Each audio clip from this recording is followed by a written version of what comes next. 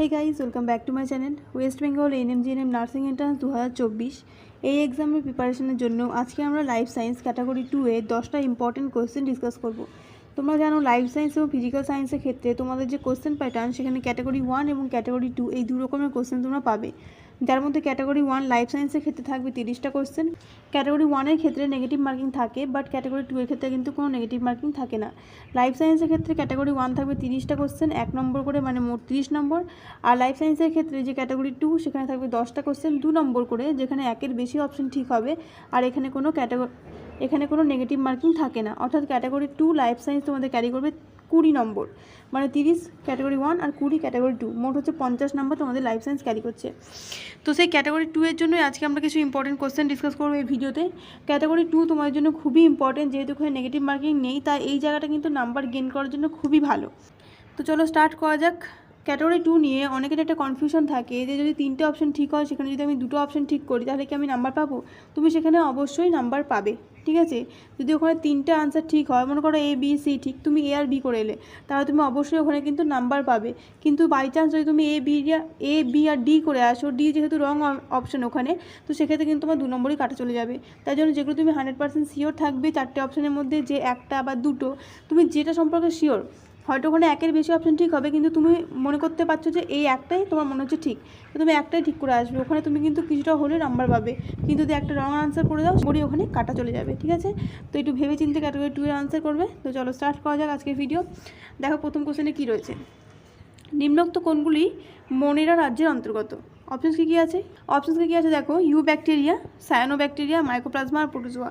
তো মোনেরা 5 রাজ্য শ্রেণীবিন্যাসের মধ্যে কী কী রয়েছে? Monera, protista, fungi, plantae, animalia, যার মধ্যে মোনেরা হচ্ছে প্রোক্যারিওট, ঠিক আছে, যার মধ্যে মোনেরা হচ্ছে প্রোক্যারিওটিকের মধ্যে পড়ে। অর্থাৎ মোনেরার আন্ডারে এখানে আমরা কোনগুলো ফেলবো? ইউ ব্যাকটেরিয়া, সায়ানো ব্যাকটেরিয়া এবং মাইকোপ্লাজমা, এই তিনটে কিন্তু, অর্থাৎ অপশন এ, অপশন বি এবং অপশন সি, এই তিনটে হচ্ছে মোনেরা রাজ্যের অন্তর্গত। মোনেরা রাজ্যের অন্তর্গত আর কী কী রয়েছে আমি তোমাদের এখানেই বলে দিচ্ছি। মোনেরার মধ্যে ফার্স্ট রাখবে archaebacteria, eubacteria, cyanobacteria, mycoplasma, rickettsia আর হচ্ছে অ্যাক্টিনোমাইসিটিস, ঠিক আছে। এই যে 6টা বললাম, archaebacteria, eubacteria, cyanobacteria, mycoplasma, actinomycetes আর হচ্ছে তোমার রিকেটসি, এগুলো সবই কিন্তু মোনেরার আন্ডারে পড়ে।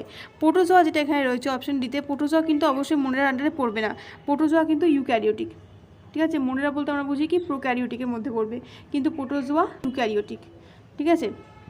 তো চলো স্টার্ট করা যাক নেক্সট ভিডিও। দেখো নেক্সট কোয়েশ্চেন, দেখো 2 নম্বর কোয়েশ্চেন কী রয়েছে।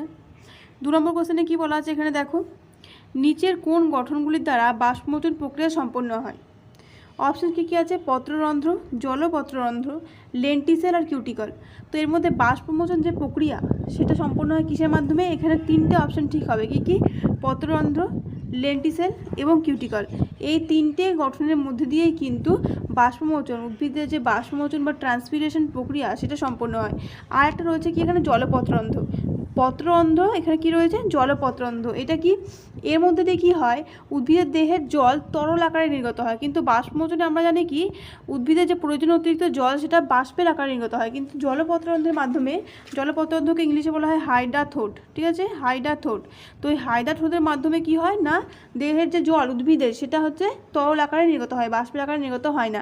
এবং এখানে যে 3টে অপশন হয়েছে বাষ্পমোচনের জন্য, পত্ররন্ধ্র, লেন্টিসেল এবং কিউটিকল, তার মধ্যে মনে রাখবে সবথেকে বেশি অ্যাবোভ 90% যে বাষ্পমোচন হয় সেটা হচ্ছে পত্ররন্ধ্রের মাধ্যমে হয়, তারপরে হয় লেন্টিসেলের মাধ্যমে, অ্যান্ড দেন সব থেকে কম হয় তোমার হচ্ছে প্রায় 8 থেকে 9% তোমার হয়ে যায় লেন্টিসেলের মাধ্যমে, 8 to 9% লেন্টিসেল। তাহলে কিউটিকলের মাধ্যমে বুঝতে পারছো খুবই কম, ঠিক আছে। কিউটিকলের মাধ্যমে নিয়ারলি 1% বা এর থেকেও কম হচ্ছে কিউটিকলের মাধ্যমে হয়। ওকে, নেক্সট কোশ্চেন দেখো কী রয়েছে। 3 নম্বর কোশ্চেন দেখো এখানে কি বলা আছে। এখানে বলা রয়েছে 3 নম্বর কোশ্চেনে কি বলা আছে, নিচের কোনগুলির প্রকৃত ফল? অপশন কী কী আছে? ম্যাঙ্গিফেরা ইন্ডিকা, পিসাম স্যাটাইভাম, অ্যারটোকার্পাস হেটেরোফাইলাস আর রয়েছে অ্যানানাস কোমোসাস। তো এখানে ম্যাঙ্গিফেরা ইন্ডিকা বলতে হচ্ছে আম, ম্যাঙ্গিফেরা ইন্ডিকা হচ্ছে আম, পিসাম স্যাটাইভাম হচ্ছে মটর, ঠিক আছে। অ্যারটোকার্পাস হেটেরোফাইলাস হচ্ছে কাঁঠাল, এবং আরেকটা কী রয়েছে এখানে? অ্যানানাস, অ্যানানাস হচ্ছে তোমার আনারস, ঠিক আছে, অ্যানানাস বলতে হচ্ছে আনারস। তো এখানে প্রকৃত ফল কোনগুলো? প্রকৃত ফল হচ্ছে ম্যাঙ্গিফেরা ইন্ডিকা, অর্থাৎ অপশন এ, এবং পিসাম স্যাটাইভাম, মানে অপশানে বি, অপশান এ আর অপশানে বি এখানে ঠিক রয়েছে, আম এবং মটর। বাকি এখানে রয়েছে দেখো কি আর্টোকার্পাস হেটেরোফাইলাস, মানে যেটা কাঁঠাল, আর অ্যানানাস কমোসাস, যেটা হচ্ছে আনারস। এই দুটো কিন্তু অপ্রকৃত ফলের মধ্যে পড়ে। কেন? কারণ হচ্ছে এগুলো হচ্ছে সমগ্র পুষ্পমঞ্জরিটা, সমগ্র যে পুষ্পমঞ্জরি সেটাই পরিণত হয় ফলে। কিন্তু প্রকৃত ফল আমরা কাজে বলি যেখানে শুধুমাত্র ডিম্বাশয়টা ফলে পরিণত হয়, সেটা হচ্ছে প্রকৃত ফল, যার আনসার হচ্ছে এখানে ম্যাঙ্গিফেরা ইন্ডিকা এবং পিসাম স্যাটাইভাম, আম এবং মটর। আরেকটা জিনিস তোমরা মনে রাখবে যে আপেল, ঠিক আছে, আপেলের ক্ষেত্রে কোন অংশটা ফলে পরিণত হয়? আপেলের ক্ষেত্রে এটা ফলে পরিণত হয়, সেটা হচ্ছে পুষ্পাক্ষ। আপেলের ক্ষেত্রে পুষ্পাক্ষ কিন্তু ফলে পরিণত হয়, এটা তোমরা মনে রাখবে। নেক্সট কোশ্চেন দেখো, 4 নম্বর কোশ্চেনে কী রয়েছে এখানে, ফ্লোয়েমের কোন উপাদানগুলি সজীব? ফ্লোয়েমের কোন উপাদানগুলো সজীব? অপশানস দেখো, ফ্লোয়েম তন্তু, ফ্লোয়েম প্যারেনকাইমা, সঙ্গীকোষ আর শিবকোষ। তো ফ্লোয়েমের মাধ্যমে আমরা কি জানি? ফ্লোয়েমের মাধ্যমে উদ্ভিদে খাদ্য পরিবাহিত হয়, জাইলেমের মাধ্যমে জল পরিবাহিত হয়, ফ্লোয়েমের মাধ্যমে খাদ্য পরিবাহিত হয়। তো ফ্লোয়েমের অনেক কটা উপাদান রয়েছে, শিবনল, সঙ্গীকোষ, ফ্লোয়েম তন্তু, ফ্লোয়েম প্যারেনকাইমা, তাই তো? এর মধ্যে কোনগুলো সজীব? সজীব হচ্ছে ফ্লোয়েম প্যারেনকাইমা, সঙ্গীকোষ এবং শিবকোষ, অর্থাৎ অপশানে বি, অপশান সি এবং অপশান ডি হচ্ছে ঠিক। ফ্লোয়েম তন্তু, যেটা ফ্লোয়েম তন্তু বা বাস্ট তন্তু, ফ্লোয়েম তন্তুর একটা নাম হচ্ছে কী বলতো? বাস্ট তন্তু। এটা হচ্ছে মৃত উপাদান। বাকি ফ্লোয়েমের সবকটা উপাদানই কিন্তু সজীব, ঠিক আছে। ফ্লোয়েমের মাধ্যমে খাদ্য পরিবাহিত হয়, খাদ্যের যে পরিবহন হয় ফ্লোয়েমের মাধ্যমে সেটা হচ্ছে উভমুখী, সব দিকে, উপরে নিচে সব দিকে কিন্তু খাদ্যের পার্শ্বমুখী সমস্ত দিকে কিন্তু ফ্লোয়েমের মাধ্যমে খাদ্য পরিবাহিত হয়। কিন্তু জাইলেমের মাধ্যমে যে জল পরিবাহিত হয় সেটা কেবলমাত্র কিন্তু ঊর্ধ্বমুখী হয়, এটা তোমরা মনে রাখবে। তারপরে দেখো 5 নম্বর কোশ্চেন কী রয়েছে। 5 নম্বর কোশ্চেন আছে, হরমোনের অস্বাভাবিকতার কারণে কোন রোগগুলি হয়? মানে হরমোনাল ডিসব্যালেন্সের জন্য বা হরমোনের গোলযোগের জন্য কোন রোগগুলো হয়? অপশান থেকে নাও, মিক্সিডিমা আছে, অ্যাডিশন বর্ণিত ডিজিজ, আর রয়েছে মায়োপিয়া আর বহুমূত্র। তো এখানে হরমোনের যে ডিসব্যালেন্স সেটা বেশি হয়ে যাক বা কম হয়ে যাক, হরমোনে কিন্তু দুটো দিকই ক্ষতিকারক। যদি বেশি হয়ে যায় তাহলেও কিছু রোগ হতে পারে, বা কমে যাও সেক্ষেত্রেও কিন্তু সেটা কোনো ডিজিজকে ইন্ডিকেট করতে পারে।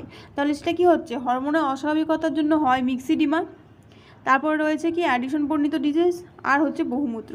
তো এগুলো কোনটা কেন হচ্ছে সেটাও একটু বলে দিই। মিক্সিডিমা যেটা হয় সেটা থাইরক্সিন হরমোন রয়েছে, ঠিক আছে, থাইরক্সিন হরমোনের কম ক্ষরণে প্রাপ্তবয়স্কদের মিক্সিডিমা রোগ হয়। অ্যাডিশন বর্ণিত ডিজিজ কখন হয়? অ্যাডিশন বর্ণিত ডিজিজ হচ্ছে অ্যাড্রিনাল কর্টেক্সের কম ক্ষরণে হয় অ্যাডিশন বর্ণিত ডিজিজ। আর রয়েছে বহুমূত্র।